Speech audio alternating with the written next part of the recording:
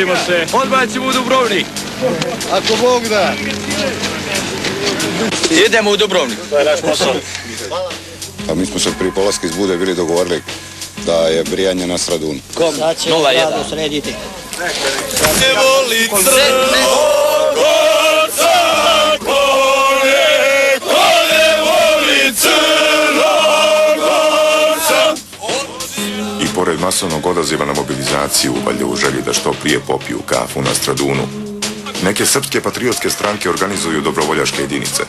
U pojedinim crnogorskim gradovima odaziv na mobilizaciju premašuje 110%, a lider srpske opozicije u Crnoj Gori, Novak Kilibarda, pozivajući na osvajanje Prevlake, znao je reći da Crna Gora nije luda da se vrati u administrativne avnojevske granice. Dakle, jedna euforija je bila da se Dubrovnik uzme od Hrvatske.